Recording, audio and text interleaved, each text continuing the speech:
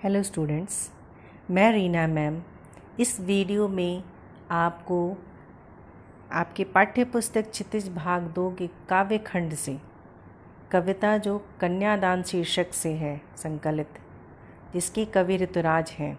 पिछले वीडियो में मैंने उस कविता का भावार्थ आपको बताया था। इस वीडियो में मैं उस कविता से संबंधित प्रश्न जो आपके पाठ्य पुस्तक में दिया हुआ है, उन प्रश्नों के उत्तर मैं आपको बताऊंगी। पहला प्रश्न है, आपके विचार से माँ ने ऐसा क्यों कहा कि लड़की होना पर लड़की जैसा दिखाई मत देना। तो मैं तो चाहूँगी कि आप कविता का भावार्थ सुनने के बाद फिर अपने विचार इसमें व्यक्त करें।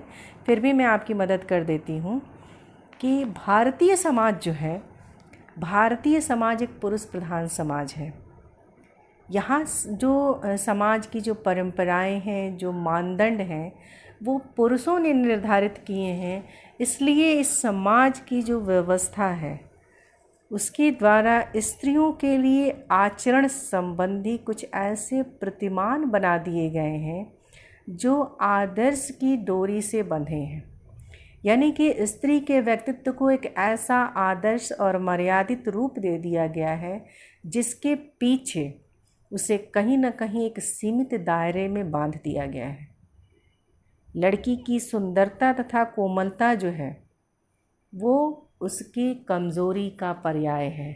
उसका सुंदर होना और कोमल होना इसलिए कि वो एक कमज़ोर व्यक्तित्व बनी रहे। इन आदर्शों को त्याग कर लड़की की माँ जो है वो लड़की से इस बात की अपेक्षा करती है कि इन आदर्शों के पीछे के उद्देश्य को समझो कि इसके द्वारा कहीं न कहीं स्त्री को एक सीमा में बांध कर उसे कमज़ोर बना दिया जाता है। इसलिए वो कहती है कि तुम लड़की होना पर लड़की जैसी दिखाई मत देना से तात्पर्य है कि ये तो सृष्टि का निर्माण है कि कोई पुरुष है, कोई स्त्री है, लेकिन सृष्टि ने किसी को भी कमज़ोर और किसी को बलवान नहीं बनाया है। वो अपने ऊपर है कि हम अपने आप को कितना कमज़ोर साबित करते हैं, कितना बलवान, कितना साहसी साबित करते हैं। तो वो उसे साहस देती है, उसे उत्साह से भरती है कि तुम लड़की हो पर लड़की जैसा, यानी कि जो लड़कियों के प्रति जो समाज का एक रवैया है, एक प्रतिमान है समाज में, एक पैमाना जो बना हुआ है कि लड़की को इसी मर्यादा के अंदर होना चाहिए, इसी सीमा रेखा के अंदर होना चाहिए, जिसे मर्यादा नाम दे दिया गया है। तो वो आवरण जो है उसे कहीं न कहीं बांधता है।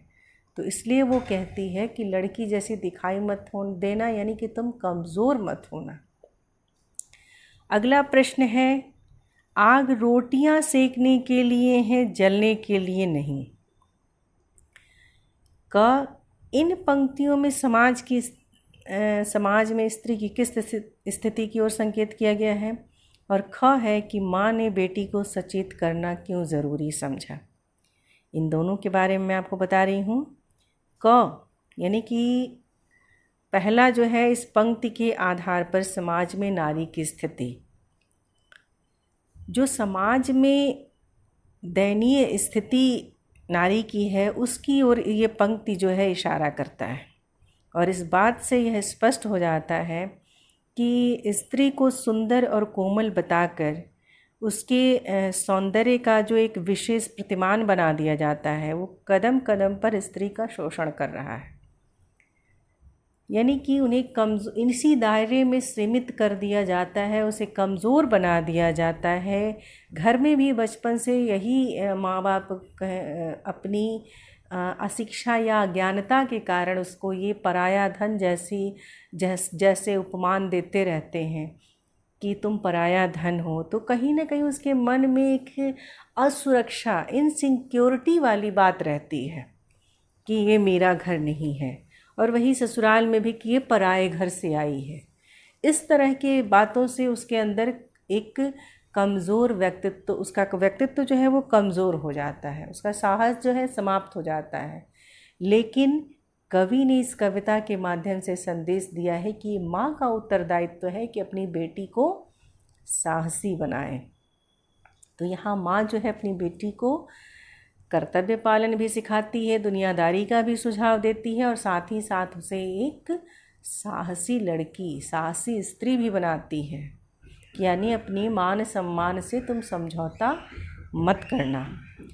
और दूसरा है कि माँ ने बेटी को सचेत करना क्यों ज़रूरी समझा। तो इसमें है कि माँ का ये कर्तव्य है कि अपनी बेटी को सचेत करे। उसे ये बात ज़रूरी लगी कि वो अपने अधिकारों और कर्तव्यों को भली प्रकार पहचान सके, क्योंकि जिस परिवार में वो जा रही है तो जो एक बहू की मर्यादित रूप है, मर्यादित नहीं कहेंगे, मर्यादित तो एक मुलम्मा है, मर्यादा के पीछे एक शोषित व्यक्तित्व का एक मानदंड है, एक पैमाना है कि इसी पैमाने के अंदर आपको रहना है, इसी तरह से आपको व्यवहार करना है।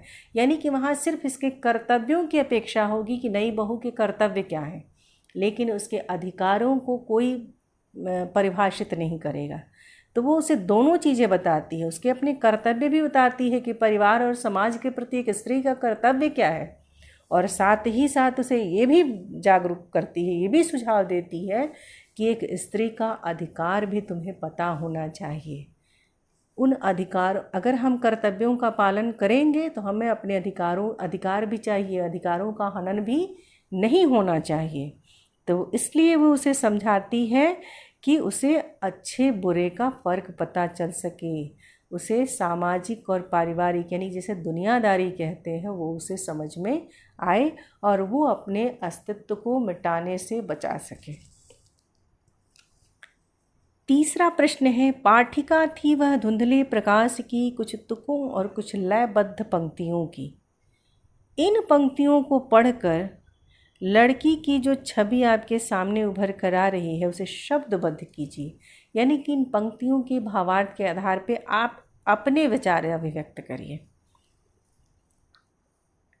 इन पंक्तियों को पढ़कर तो ऐसा लगता है कि लड़की जो है वो बहुत भोली थी, उसके मन में कोई छल कपट नहीं था, बहुत सरल थी, बहुत सीधी थी, क्योंकि उसने जीवन में सिर्फ सुख देखा था, दुख का उसे कोई अनुभव नहीं था। वो दुखों से तो पूर्णतया अपरिचित थी, अनजान थी, उसे दुनियादारी की कोई समझ नहीं थी।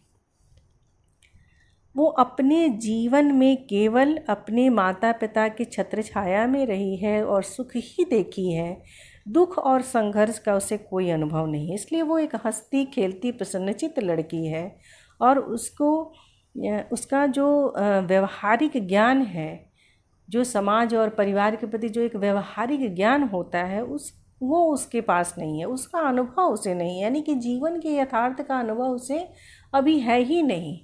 उसे तो सिर्फ सुख और अपने अधिकारों का पता है, अभी तक उसने अपने कर्तव्यों का पालन नहीं किया। जो एक स्त्री का कर्तव्य होता है परिवार और समाज के साथ सामंजस्य बिठाने के लिए, उन व्यवहार का, उन कर्तव्यों का ज्ञान उसे अभी नहीं। ज्ञान क्या, उसे अनुभव नहीं है उस चीज़ का। अगला प्रश्न है, माँ को अपनी बेटी अंतिम पूंजी क्यों लग रही है? तो ये तो बहुत ही अच्छा प्रश्न है भाई। कोई भी माँ जो है वो अपनी बेटी को अपनी परछाई मानती है, उसमें अपना अक्स देखती है, वो अपना प्रतिरूप मानती है उसे। इसलिए उसे लगता है वो सुख दुख की साथी भी होती है, उसकी अपनी सारी बातें वो उससे बांटती है, उसे शेयर करती है, तो वो उसके बहुत हृदय के करीब होती है। इसलिए बेटी जो है उसे अंतिम पूंजी की तरह लग रही है, क्योंकि वह उसके सबसे निकट, उसके हृदय के सबसे निकट होती है। और उसके जाने के बाद उसका जो जीवन है उसमें एक एकाकीपन आ जाएगा, एक खालीपन आ जाएगा। वो हर जगह अपनी बेटी की कमी महसूस करेगी। इसलिए उसे लगता है कि अब सब कुछ उससे छिन जाने वाला है। अगला प्रश्न है, माँ ने बेटी को क्या क्या सीख दी? तो ये तो पूरी कविता जो आपने पढ़ा, उसका भाव समझा, उसके आधार पे आप लिख सकते हैं, अगर अर्थ आपको अच्छे से समझ में आ गया हो तो। फिर भी मैं आपकी सहायता कर रही हूँ। माँ ने बेटी को यह सीख दी कि तुम अपनी सुंदरता, वो कोमलता पर रीझना मत। यानी कि रीझने का अर्थ होता है आकर्षित होना। तुम घमंड मत करना, मैंने आकर्षित होना, उस पर खुश होना और बहुत घमंड हो जाना कि मैं सुंदर हूँ तो बस इतना ही सफिशिएंट है, इतना ही ज़रूरी है। नहीं, एक स्त्री के प्रति परिवार की अपेक्षा होती है, एक स्त्री से परिवार की अपेक्षा होती है कि वो अपने कर्तव्यों का पालन करे और उसे अच्छे से संभाल सके। तो वो कहती है कि उसकी कोमलता उसकी कमज़ोरी माना जाता है। नहीं, सही तो ये कहीं स्त्री कोमलांगी सुंदरशील होती है, ऐसे मानदंड हैं, ऐसी परिभाषा है स्त्री के व्यक्तित्व की।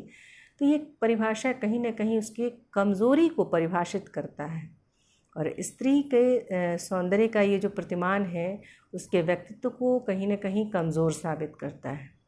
और इस पर तरह तरह के बंधन लगा दिए जाते हैं, यानी कि कमज़ोरी के आवरण में ही, कोमलता के आवरण में ही उसको एक सीमा रेखा के अंदर बांध कर रख दिया जाता है। तो कहती है माँ उसकी कि तुम सामाजिक जीवन के अनुचित बंधनों को स्वीकार मत करना। ये सारी चीज़ें उसे वो बताती है, अपने कर्तव्यों का पालन करना, एक स्त्री के जो कर्तव्य होते हैं परिवार के प्रति, लेकिन अपने अधिकारों को भी भूलना मत।